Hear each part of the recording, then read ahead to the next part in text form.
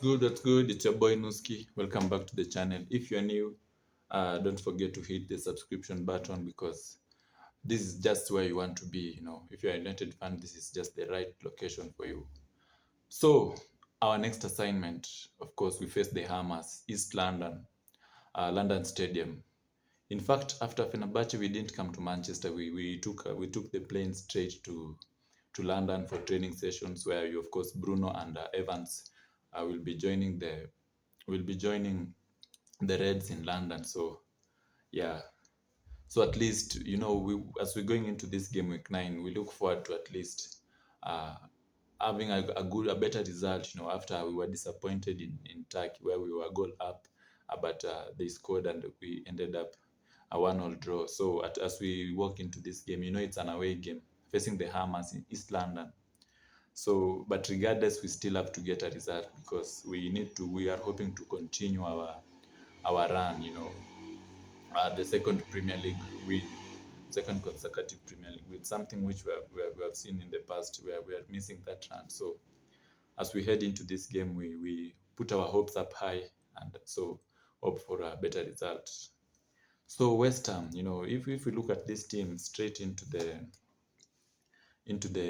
match preview, uh, West Ham is a team that I'd not say it disturbs us much, but we have a good record with this team because even if you look at our last 5 games with them, we have won 3 and they have won 2. So fairly enough, they do play well because yeah. So they, like, for example, their last 5 games this season, they have won 1, they have lost 3, and they have 1 draw. So it's not going to be an easy game as we face them tomorrow. If you look at us, they're number 15 in the Premier League, by the way. If you look at us, we've won 1, we have 2 draws. We have 3 draws, I think. Yeah, we have 3 draws and we have lost 1. So again, this is not a record that we are supposed to be having, as Manchester United. This is a record that we need to do away with quickly as soon as possible, because so West Ham, in their last game versus Tottenham, they were punished. They suffered in the hands of Tottenham because it was a 4-1. It ended 4-1. It was a 4-1 result where Kudus was of course was sent off, after picking up a straight red card.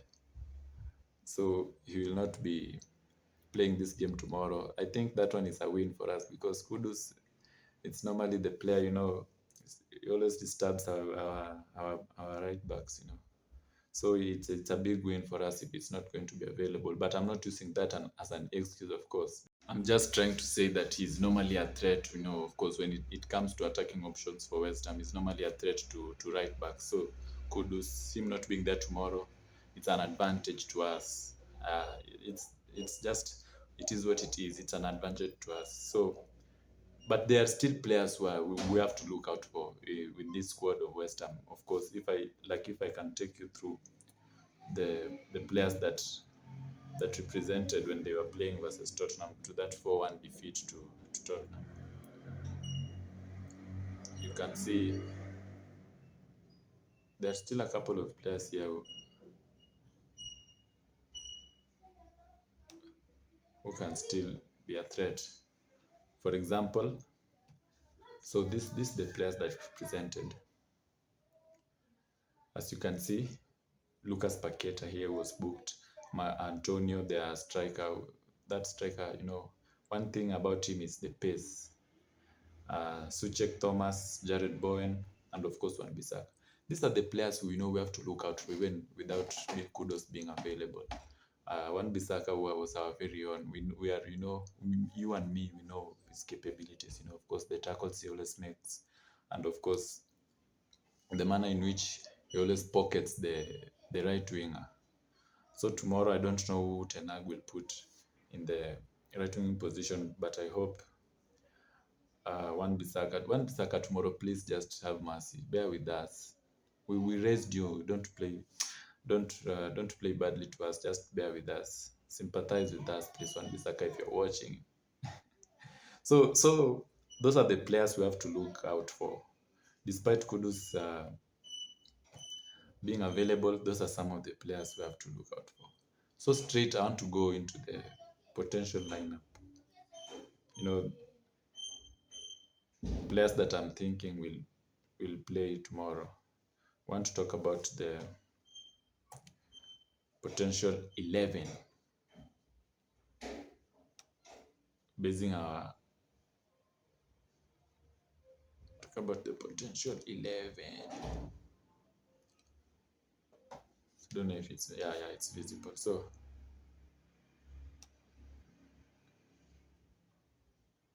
So these are the players, of course, in our last victory against Brentford.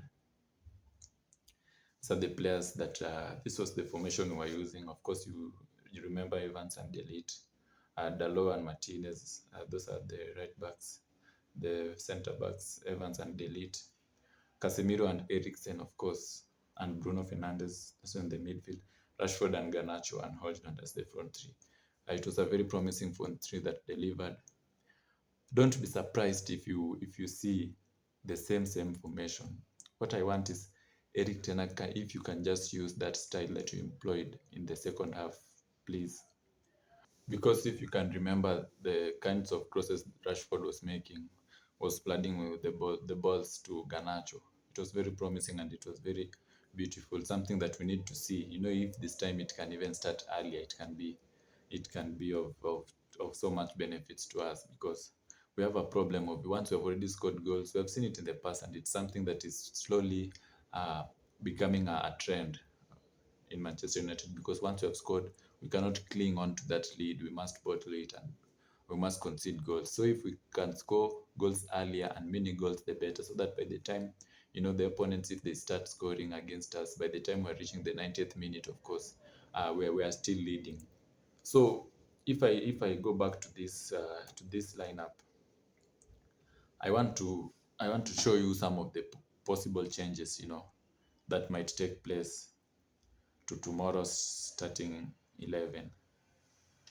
Some of the, like, if you look at the center backs here, Johnny Evans, he had a slight injury, but he's back. But I don't think he's going to start that game tomorrow. So I think we are going to have to see something.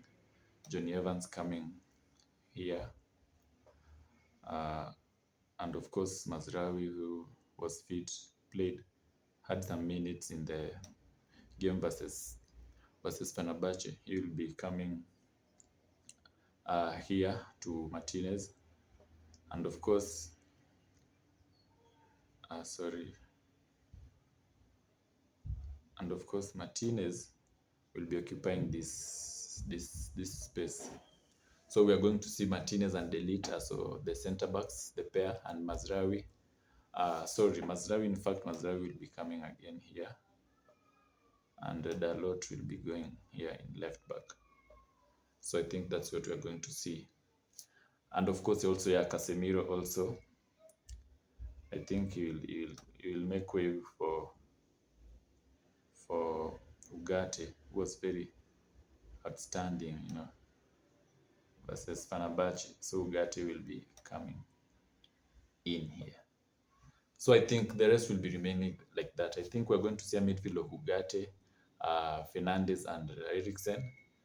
Fernandes, of course, he had the week free because he didn't play that game versus Fenerbahce. And Garnacho, Hojlund, and Rashford. So I think that one will just be like that as the attacking options that we'll be having. So those are the changes that I know, and I'm very much confident that we'll be able to see tomorrow. So heading into this game, not much. This is a game we should be winning, straight win. So I think I'm going to go with I think 4-1 win or 4-0 win if Onana can keep another clean sheet. So see you.